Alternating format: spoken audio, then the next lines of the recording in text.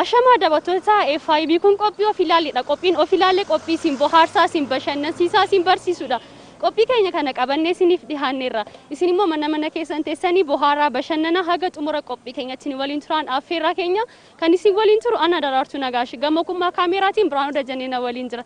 Magaalaa Finfinnee keessa sochoonee jiraattota magaalaa Finfinnee waliin turtii taasisna. Haga xumuraatti nu duukaa bu'aa turtii gaarii.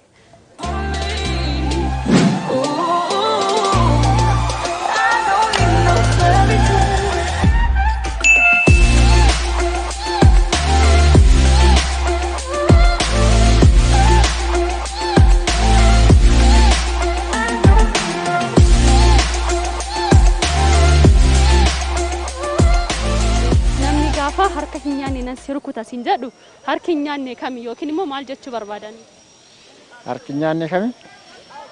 Harki hin nyaanne jechuun harka bitaadha. Kanaafuu namni gaafa harka hin nyaanne nan si rukuta siin jedhe maal jechuu gaafa barbaadere? Haraan dandeenya na dhiisi bakka. Gaafi akkanaa hin dandeenya.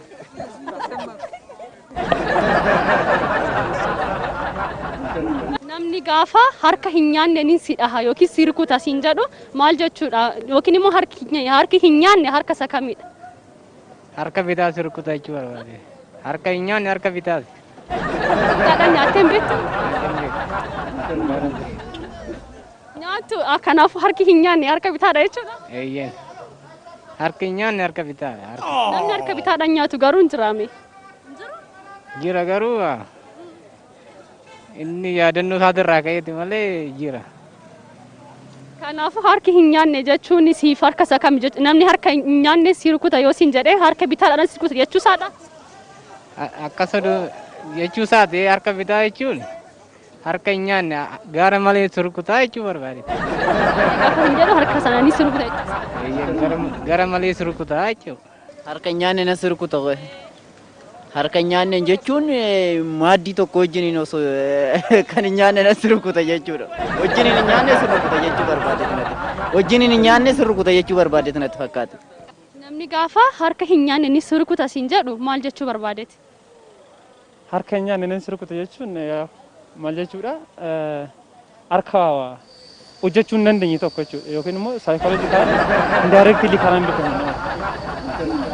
nama rukutu. Karaa hin beekamne tokkoon harka lafa jalaatiin nama rukutu jechuudha. Harki hin nyaanne jiraatee miti jechuudha? Kana jechuun harki hin nyaanne jiraatee miti hin jenne harka lafa jalaatiin yookiin immoo karaa hin beekamne jechuudha. Lafa jala yookiin karaa hin beekamne si rukuta jechuudha. Akkasiin yaada. Harka hin nyaanne na si rukuta jechuun akkasiinilleetti jechaadha. Akkasiinilleettan sidhaa jechuudha hiiknisaa. Akkasiinilleettiin sidhaa jechuudha harka hin nyaanne na si rukuta. Harka hin nyaanne na sidhaa jechuun baay'ee cimaa jechuudha. Akkasiinilleetti ajjechallee gahuu danda'a jechaadha. Sodaachisoos of keessaa qabaa jechaadha. Garmaleedhas sodaachisoodhas ajjeesullee danda'a hilan qabu jechaadha. Jibba guddaa qabu ibsata jechaadha. Hoggaa akkas jedhu. Namni gaafa harka hin nyaanne na si rukuta siin jedhu maal jechuu barbaadeeti yookiin immoo harki hin nyaanne isa kamidha? Namni harka gaafa hin nyaanne gaafa siin jedhu maal jechuu barbaadeen wayin harka hin nyaanne isa kamidha jechuu barbaadeeti. Namni gaafa harka hin nyaanne ni si rukuta siin jedhe maal jechuu barbaadeeti? Namni gaafa harka hin nyaanne ni si rukuta siin jedhu. Maal akka jechuu barbaade naaf hin galle garuu. Namni gaafa harka hin nyaanne ni si rukuta gaafa siin jedhu maal jechuu barbaadeeti akkas siin jedha? Jechuun fakkeenyaaf kanarratti namni siin jaallanne wayin immoo namni gosa kee hin taane si rukutaa jechuu barbaadeeti jedhee yaada akka kootti. Keetitti nama gosa kee hin taanetu si rukuta. Akka yaada kootti akkasiidha. Harki hin nyaanne harka ormaa jechuudha. Harki hin nyaanne jechuun yaa'u xalaata wayin immoo waan ormaa jechuudha waan nu keessa hin jiru maxxantu jechuudha bakka karaa biraatiin. Maxxantu jedhee yaada harka hin beekne kan nu nyaanne jennee inni yaadnu akkas jedhee yaada akka karaa kootti. Harki hin nyaanne hin dandeenya. Namni harka hin nyaanne ni si rukuta siin jedhee hin beeku yookiin immoo jecha kana dhageessee hin beektu? Harka hin nyaanne jechuun harka bitaadhaan inni beeku. Nyaatoo hin jiru? Namni harka bitaadhaan nyaatu jira dheena saabu garuu. Naan harka nyaanne sidhaasin jennaan harka isa bitaadha jechuudha. Yaa akka kootitti akkas jedhama garuu akkasitti yaada. Ko harka bitaan jechuun harka homaa hin fayyadne gara harka ittiin hin nyaanne jechuun gara malee harka hin nyaanne rukuta jedhe harka gara malee si balleessuu heddaa jechuudha. Rukutaan harka bitaa hin cimar jechuurraan kan ka'e jechuudha. Gara malee si balleessa jechuudha harka bitaa jechuun gaa. Iddoo tokkotti hin nyaanne rukuta jechuu barbaadeetti sana akkas jedhetti. Mee garuu yaadime harka hin nyaanne ni rukuta gaafa jedhamu harka hin nyaanneen. Harka bitaatiin rukuta jechuudha. Harki bitaan nyaatu? Harki bitaatiin hin nyaatamu. Ani nagarre isaa fudhatu fakkaate. Nama harka bitaatiin nyaatu nagarre ani. Kanaafuu harki hin nyaanne suni harka bitaadha jettee yaaddaa? Harka bitaadha. Harka bitaadha. Rukutaan harka bitaan cima? Harki bitaa faallaa waan ta'eef hin cima rukutaan isaa. Ani rukutamee hin beeku kan. Namni wayita nama rukutu nan arga. Namni harka bitaa harki isaa faallaa waan ta'eef harki isaa badaadha jedhama. Akkasitti ilaala. Harka hin nyaanne nas rukuta namni yoo siin jedhe harka bitaadha jechuudha. Harka bitaa harka faallaadhaan as rukuta jechuudha.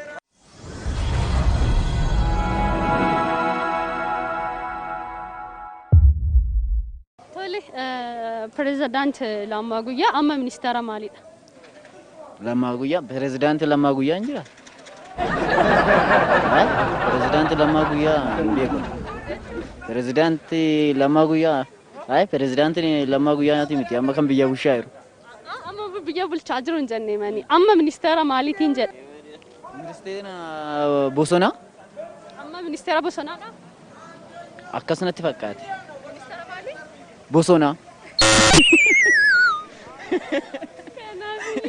Pirezidaanti Lammaa Guyyaa amma kana pirezidaanti ministeera bosonaati jechuudha. Lammaan ministeera yaa waannaa intarneetii jedhee yaada. Halaqaadha jedhee yaada. Lammaan garsa halaqa wataadaraati jedhee kana yaada. Makkalaakaa jechuudha. Pirezidaantii makkalaakaa jechuudha bakka asuma gabaabaa. Kan raayyaa ittisa biyyaa. Ani garuu pirezidaanti Lammaa Guyyaan jedha. Guyyaa jechuun? Isaan ministeera maaliiti? Lammaa Magarsaa moo? Lammaa Guyyaa moo? Akka koottani akkasuma jedhee yaada. Sanaan alatti garuu wanti beeku tokko illee hin jiru. Jetta akka keetti? Akka kootti ministeera makkalaakaa jedhee yaadeera. Lammaa Guyyaan jedhamullee ani gadi faginaan hin beeku. Maqaa kana waanan dhaga'ee beeku natti fakkaata. Ani obbo Lammaa Magarsaan beeka. Pirezidaantii naannoo Oromiyaa duraanii amma raayyaa ittisa biyyaa ministeera raayyaa ittisa biyyaa amma. Malee kana hin beeku lakki. Lammaa Guyyaa kana dhageessanii hin beektan? Maqaa isaa waanan dhaga'ee beeku natti fakkaata garuu hin beeku. Malee gahee hojii isaa adda baafatanii hin baran? Hin beeku. Pirezidaanti Lammaa Magarsaa? Pirezidaanti Lammaa Guyyaa amma ministeera maalidha? Hin beeku ministeera maal akka ta'e ammaaf yaa umuriin isaa Lammaa Guyyaa isaatii kanatti waan jiru natti fakkaanne umuriin jiraachuma isaatiiyyuu xiqqoon hin shakkaane.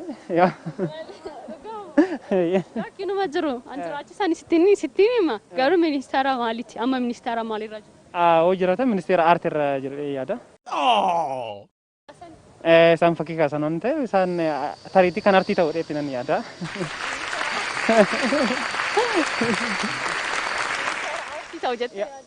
Garuu ministeera aartiin jedha akka Itoophiyaatti yaa ministeeronni jira ministeera nageenyaa ministeera dhimma aadaa ministeera garaagaraa jedha garuu ministeera kana keessatti akka isaan hin jirre nan beeka. Baay'ee ulfaataadha. Challenge nama godha. Pirezidaanti Lammaa Guyyaa amma ministeera maalidha? Mootummaa naannoo Oromiyaa. Pirezidaantiin mootummaa naannoo Oromiyaa ture amma raayyaa ittisa biyyaa ta'ee ture. Kanaafuu pirezidaanti Lammaa Guyyaa amma pirezidaantii raayyaa ittisa biyyaati jechuudha. Eeyyen. Baay'ee tole. Isa waan hin beeku qoradhee hin beeku isa. Dura maalirra turan? nama maqaan akkasii jedhamu nageenya. Mee yaadadhu. Eh? Yaadadhu. Nageenya. Lammaa guyyaa eenyu jettee yaadda? Lammaa guyyaa. Daantii sana fuulduraa kaasnu ishii. Lammaa guyyaa eenyudha jettee yaadda? Ani lammaa guyyaa maqaan akkas jedhu kun Oromoo dhaliisa yaadamu. Kan biraatti yaadu akka maqaa isaatti garuu isaan beeku.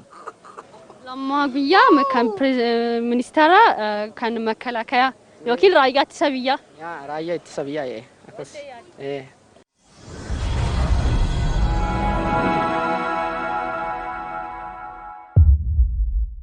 Daawwattoota keenya of ilaaleen akkuma tufettidha kan inni jiru haga xumura qophii keenyatti ammalee nurraa addan bayinaa turtii gaarii.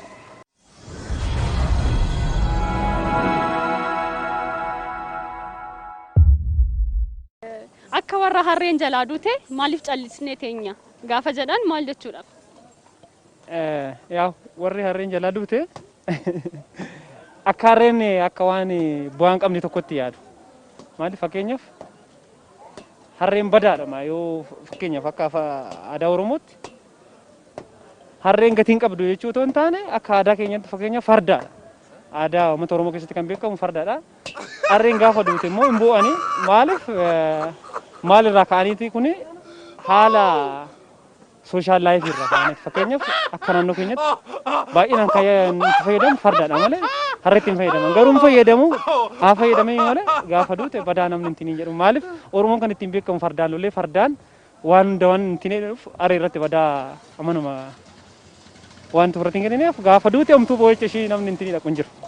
Kanaaf akka warra harreen jalaa duute maaliif callisnee teenya kan jedhamu? Kan jechuun callifnee teenya akka warra harreen jalaa duute yaa'uun sochoon uumaa waan tokko hin jennuudha malee sanatti fakkaata. Sabantee deebii kee? Nan amana. Akka warra harreen jalaa duute maaf callisnee teenya gaafa jedhamu maal jechuu barbaadame? Akka warra harreen jalaa duute maaliif callisnee teenya? Silaa Finfinneen kun keenya silaa hundumaa qabnaa silaa lafti keenya maaf callisnaa jechuu isaaniiti bakka. Akka gaafa. Akka warra harreen jalaa duute taane gaafa jedhamu maal jechuudha?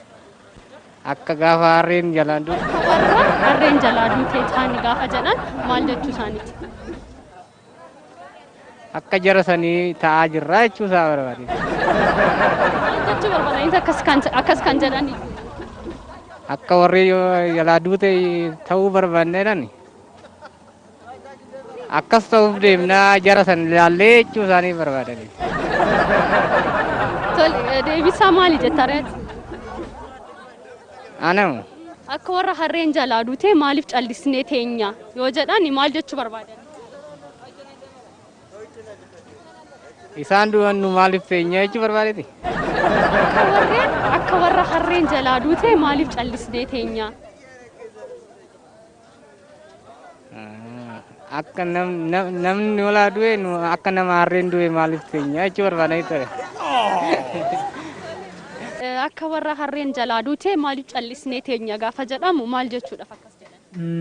Jechi kun waan qaalii tokko yookaan immoo wanna cimaa tokko si jalaa badee otoo jiru akka waan tuffatamee tokkootti maaliif callistee waan jedhamu of keessaa qaba.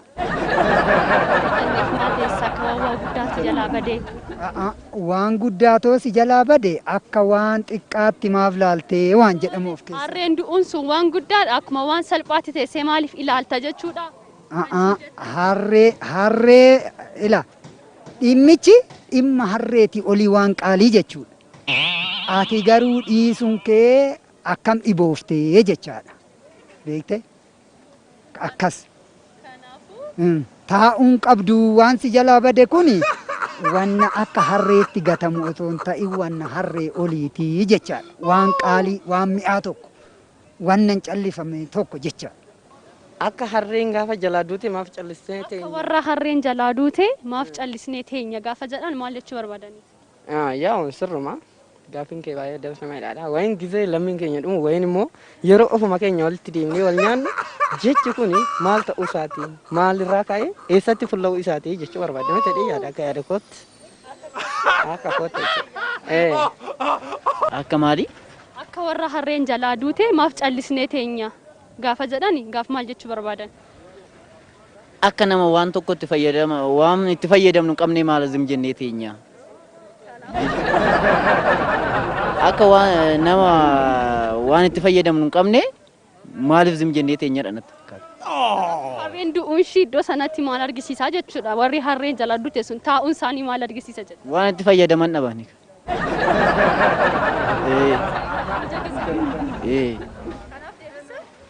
Waan itti fayyadaman waan hin qabneef ta'ani. Maaliif waan itti fayyadamne hin qabneef zim jennee teenya dha. Sumaan hojii malee maaf callisnee teenya jechuudha? Eeyyen. Akka warra harreen jalaa duute maaliif callisnee teenya gaafa jedhan maal jechuu barbaadaniiti? Akka warra harreen jalaa duute maaf callisnee teenya gaafa jedhan maal jechuu barbaadaniiti? Akkas gaafa jedhanii akka waan hayyuu hin qabneetti illee of keessaa qabaachuu danda'a. Akka waan abbaan biyyaan taanetti illee of keessaa qabaachuu danda'a. Waa baay'ee of keessaa qabaachuu akka waan beekumsa hin qabneetti illee of keessaa qabaachuu danda'a. Akka waan hayyuu hin qabneetti illee akka waan uummata baay'inaan hin qabaannetti illee of keessaa qabaachuu danda'a jechuudha. Kanaafuu jechuun sana jedhee yaada akka kootti maaf callisne jechuun maaf wal ilaalla osoo wal beeknu maaf wal irratti gannaa isa jedhamu san jedhee yaada.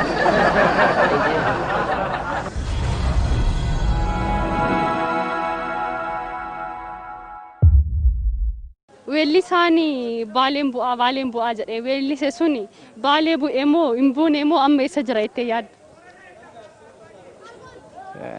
Baalee buusaa weellise malee baalee buusaa irra hin beeku. Weellisu isaan beeka malee baalee buusaa duuba kee hin beeku waan ta'eef. Weellisu baaleen bu'ee weellisee malee weellisa isaan beeku. Afaanuma jedhe malee hin buune jechuudha. Eeyyani. Natti fakkaata garuu kaa duuba bu'ee hin argine.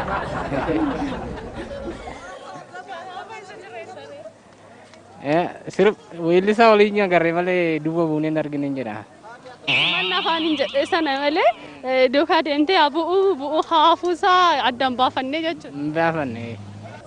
Inni arsiira. Dhalataa arsiiti arsiira. Baaleen bu'aa biyya loowwanii jedhee warti sirbu. Baaleen bu'aa biyya loowwanii Oromiyaatti yaalalistuu biyya hayyuu fi gootaawwanii. Kanaafuu hin dhaqee moo hin hafe jettee yaadda? Ay bu'uun nabu. Arsii fi baalee walitti dhiyoo waan ta'eef inni immoo gara daabbatti arsii lixaadha. Namtichi baaleen bu'aa jedhee weellise suni baalee bu'ee moo asuma jira? Inni asuma taa'eeti kan weellise gini fakkeenya fudhateeti. Sirbicha isaallee baay'ee akkasii sentini jedheen beeku waan ta'eef gini inni kan taa'ee jedhe asii garuu yaa misaalee isaa fudhateeti kan inni sirbuu danda'e jechuudha. Malee dhaqee miti jechuudha. Dhaqee ni miti. Garuu immoo dhaqee arguus danda'uu danda'a. Gini achitti miti kan inni baase. Garuu asuma taa'eeti kan inni jedhes. Jedhee yaada akka yaada kootti. Weelli isaanii baaleen bu'aa jedhee weellise suni hin bu'ee moo hin hafeettee yaadda? Hin bu'ee yaada. Baaleen bu'ee gaafa jedhu baalee keessa aadaa baalee sirbe. Kanaaf baalee deemeera. Bu'ee jechuun deemedha akka inni jedhutti. Baaleen bu'ee jechuun isaa baaleen deeme. Deemin ilaale daawwadhaa. Diinshoo jechuun isaati na fakkaate. Sagaleedhaan xiqqoo. Baaleen bu'aa biyya aannanii Oromiyaatti yaalalistuu biyya dhadhaa qabdu aannanii. Hin bu'e jedhee yaada. Sababni isaa seenaan biyyaas guddaadha. Innis immooyyuu faarfachuun isaayyuu jaalala qabu ibsa waan ta'eef otoon barfatiin yookaan immoo otoon turin iyyuu dhaqe jedhee yaada. Dhaqeeraa jedhee yaada. Deemeeraan jedha. Weelli isaanii baaleen bu'aa jedhee weellise sun hin deeme moo hin hafe? Nan deema dheera deeme natti fakkaata. Baaleen bu'aa biyya loowwanii jedhe waan ta'eef deeme natti fakkaata. Kanaafuu deemeeraa jechuudha. Deemeera.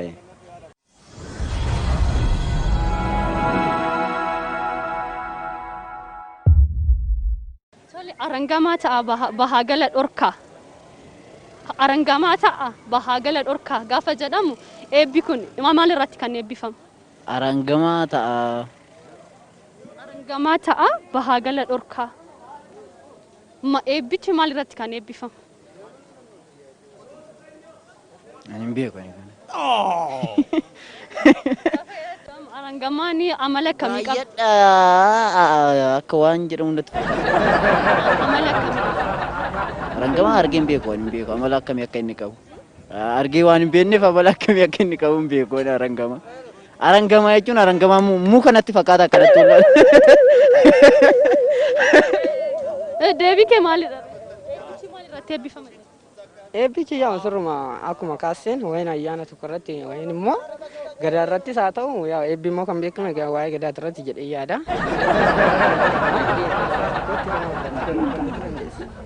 Kanaafuu ayyaana irratti eebbifama. Ayyaanichi kan ta'e garuu addaan baasne garuu kan eebbifamu garuu ayyaana irratti jechuudha. Akka ta'e nan beeka gini adda baafadhee tooni intinicha adda baasuu hin dandeenye jechuudha. Akka ta'e addaan baafan. Akka arangamaa ta'a baagala dhorkaa kun yeroo waraana deeman. Maaliif yeroo waraana deeman arangamaa ta'a galaa baa dhorkaa jechuun diina si waraanuu dhufe tokko akka arangamaatti akka inni hin baane akka inni hin galle dhorkaa jechuudha. Kun yeroo waraanaaf ba'an. Waraanaaf qajeelanii kan eebbifamanii. Eebba kana erga abbootiin eebbisanii gara waraanaa deemu jechuudha. Yeroo waraanaa. Irreecha irratti. Arangamaa ta'a bahaa gala dhoowwaa jedhanii kan eebbisan irreecha irratti. Ta'u eeyyen natti fakkaata. Kan irreecha irraati jettan. Eeyyen. Irreecha irratti akkasitti eebbisan. Arangamaa ta'a gamaa ala dhorkaa. Arangamaa ta'a bahaa gala dhorkaa. Dhorkaa. Eebbi kun maal irratti eebbifama? Nifuma waliin waan akkasii kana illee. Eebbadha. Eebbadha. Arangamaa ta'a bahaa gala dhorkaa. Maal irratti jedhama jette? Yaa eebba akka ta'e gini naagaliin jira.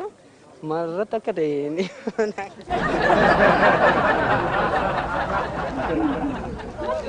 Arangamaa ta'a bahaa gala dhorkaa. Eebbi kun maal irratti eebbifama? Eebbi kun tokko dirree lolaatti ta'uu danda'a. Karaa baay'ina wayiin gaa'ela keessatti ta'uu danda'a. Tokko ta'a walitti gurmii ta'a jechuufillee hiika laata. Walitti gurmaa'a tokko ta'a jechuudha. Tokko ta'uudhaaf moo'ichaaf dirree lolaaf ta'uu danda'a.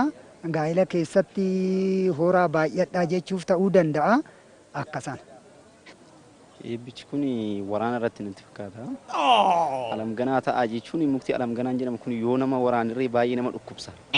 Yeroo waraantanirree dhukkubsaati waraana akkam fayyinitti waan jedhu of keessaa qaba. Isa kanaaf natti fakkaata. Kanaafuu yeroo waraana deeman eebbisu jechuudha.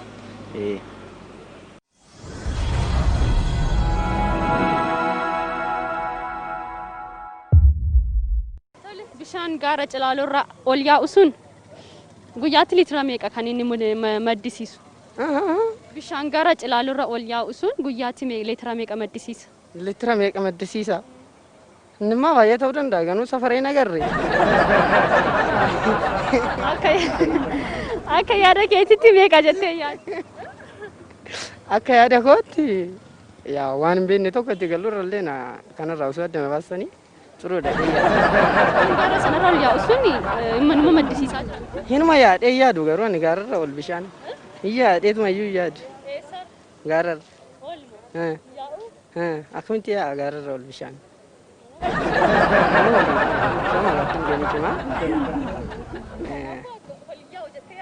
Ol yaa'u osoo hin ta'in inni karaa yaa'u tooftaalee adda addaa ni jira beektaa. Garuu guyyaatti liitira meeqa akka maddisiisu hubadhee nagarre waan ta'eef beekuu hin dandeenye jechuudha. Litira 50 ol maddisiisa. Ol maddisiisaa garuu gaafin keenya gada ture ciraararraa si olee yaawwattame bishaan olii yaa'u waan ta'eef olii yaa'ee 50 jette sun eessaa dhufee? Bishaan gaara Cilaaloo kan yaa'u waan jettu natti fakkaate olii yaa'u waan jette gaara Cilaaloo immoo bishaan olii yaa'u. Yaa'u jechuudha bishaan. Kan ol yaa'u garuu hin jiru? jiraachuu danda'a garuu gaara cilaaloorra ol yaadee yaadoon. Bishaan gaara cilaaloo gaararra ol yaa'u sun guyyaatti hagam liitira meeqa ba'a? Gaara cilaaloo bishaan ol yaa'u hin jiru. Gaara cilaaloorra bishaan ol yaa'u hin jiru. Hin jiruudha. Bishaan ol yaa'u hin jiru. Bishaan ol yaa'u hin jiru. Inni kumaaf kitila ta'uu danda'a. Inni jechi kana keessa jiru sookkof soorgoo qaba. Kanaaf kumaaf kitilallee ta'uu danda'a. Akka abbaan itti tilmaame gadi buusus gadi ol buuses tilmaammachuu abbaan danda'a kana. Asii oluma yaa'aa jira. Oluma yaa'a. Inni ni yaa'a. Yaa'uun isaan dhaabbatu. Bishaan gaara cilaaloorra ol yaa'u sun guyyaatti liitira meeqa maddisiisaa jira? Ismallee waan hin qoradhe hin qabu. Hin beeku. Gaara cilaaloorra ol yaa'a bishaanichi garuu guyyaatti meeqa maddisiisetti yaadamee tilmaamuma keedha. Tilmaamuma kiyyaa bakka naannoo 50 wayii. 50? Bakka yaa'u akkuma tilmaametti malee waan hin qoradhe ta'uu irraa qaqqabee waan hin argee miti jechuudha ija kun.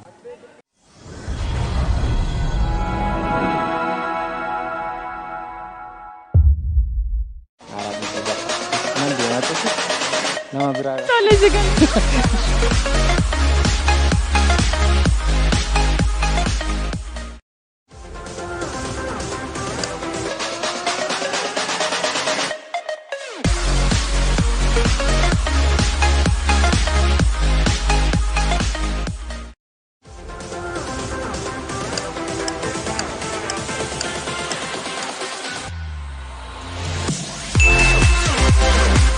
Akka warra harreen jala duute maaf callifne tenya jechuun yookiin foon isaa qixxan godhan yookiin gogaa isaa irraan kaasanii fayyaadhuma kan magatamuuf kan callisamee taa'amee ilaalamu jechuudha. Pirezidaantiin immoo lammaa guyyaan siin jedhe lammaa guyyaan immoo isa fakkii kaasudha. Ati immoo harka hin nyaanne namni rukuta gaafa jedhamu harka kana. Dudduuba kaa'in akkasitti si dhahaa. Kan lammaa guyyaatu jetteerta lammaa guyyaan aartiirra jiru malee isaan gara biraa keessa hin jiran jechuudha. Gaafa kana wanti isin deebi akka warra harreen jalaa duute jechuun immoo foon warri harreen jalaa duute yookiin hin qalatanii yookiin maal hin godhanii callisaniituma taa'uudhuma yaaduma taa'udha jechuudha. Kan isaan yaatu deebiseerta. Tole garuu deebiinsa jalqabumayyuu bishaan gaararra ol yaa'u jechuudha. Gaara cilaaloorra bishaan akkamitti ol yaa'a jettee yaadda? Yaa'u teekinooloojiidha yoo ta'e malee yaa'u. Harka hin nyaanne inni rukuta jechuun harka dudduuba kanaadha. Akkas gaafa namni rukutu hin jiru harka kanatti nyaatta. Bitaanis haa ta'u mirgaa as keessa kanaan hin nyaatta. Garuu harka hin nyaanne jechuun harka isa dudduuba kanaadha. Namni akkasitti rukute taanaan garuu isa akkasitti rukutu sana caalaa baay'ee isa cimaa jechuudha. Na deebi'ee. Ay kana harka hidhee tollaalee duuba isaa. Harka bakka naa galeera amma.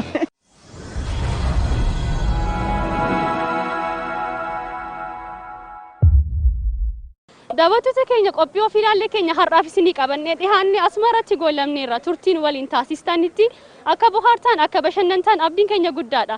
Ammallee dhaloonni kun dhaloota barsiisuu dhaloota seenaa beekuu fi seenaa barsiisuu nu haa taasisuun jecha qophii keenya asmaratti goolabnee jirra. Ani Daraartuu Nagaash gama gummaa kaameraatiin Biraawun Dajannee na waliin ture. Qophiilee FIB biroo hafan waliin turtii gaarii ana waliin nagaatti.